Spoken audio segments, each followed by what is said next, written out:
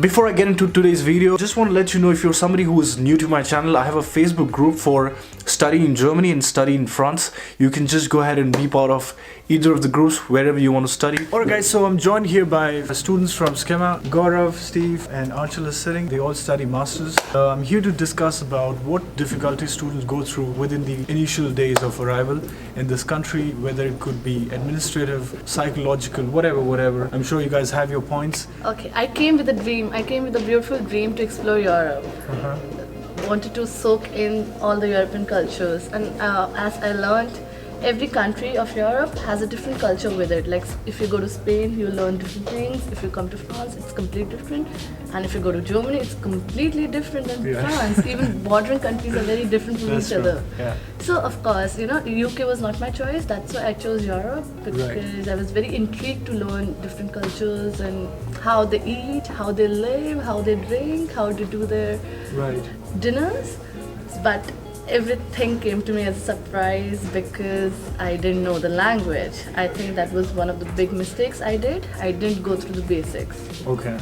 Wow. Because I thought I'm going to an international school, it's going to be easy for me, but no, it was not that easy. I think, Because I think to get into the culture, you need to have native friends, right? And to have native friends, you need to know the language. I think it was my mistake. So you need to have minimum maybe A2 level of... A2 level, yeah. Right. You're not coming this far just to study, right? You're coming this far to get yourself out, and the real life is outside. Yeah, it's a complete project. It's not just education, it's exposure, it's learning, it's seeing the nature, it's interacting, it's going on over different things. So yeah, just to connect with what Anshul mentioned earlier, I think language is a big deal. It was a completely different experience for me, since I knew French prior to coming, because I already had some French friends before which I could practice French with. It was much easier for me to integrate into the system.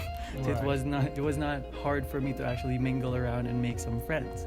But I'm pretty sure a lot of people at Gora, for example, which I'm pretty aware, that if you make the effort, for example, to make friends, but you really have to make the effort, because French people are so shy because they're not as fluent in English as compared to us not as fluent in French. They're also not very confident into speaking to other nationalities, so it might be our responsibility to just take the first step and then make friends. I'm going to go off on a different tangent and talk about something that took me by surprise as well. I had done pretty much most of the preparation like all students are expected to do, but on coming over here, I didn't really look into the rental contract that I had signed with a roommate from India. Somewhere down the line, I did face an issue and came to realize that the contract that I had signed had a lock-in period.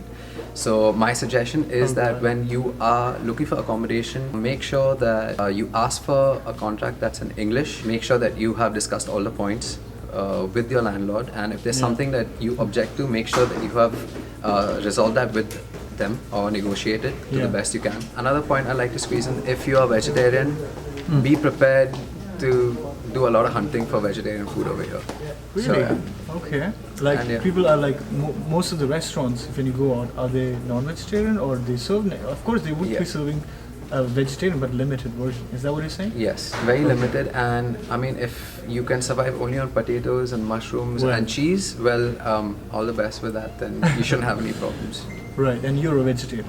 By choice. I'm a vegetarian by choice. I could eat meat, but I choose not to. But in either case, I know people who have access. I mean, like, you can obviously go to the supermarket and prepare food, but I don't like eating my own cooking. And I think for people who are looking for a meal outside, you definitely get veg meals.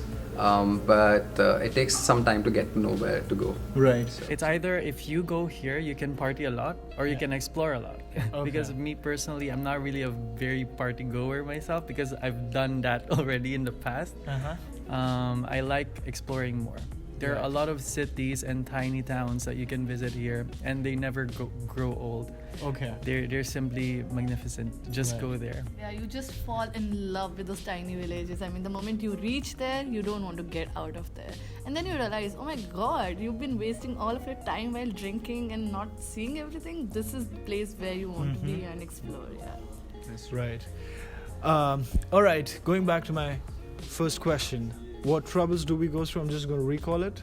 And one, what you mentioned was about language. So you learn language at least A2 to B1 level if your time permits be prepared. The one thing I want to say is be prepared. Right. Like I was not prepared, so maybe I learned it the hard way. But I feel it's a short-term course. It's just 1 year. Out of 1 year, also we're just here for 8 months.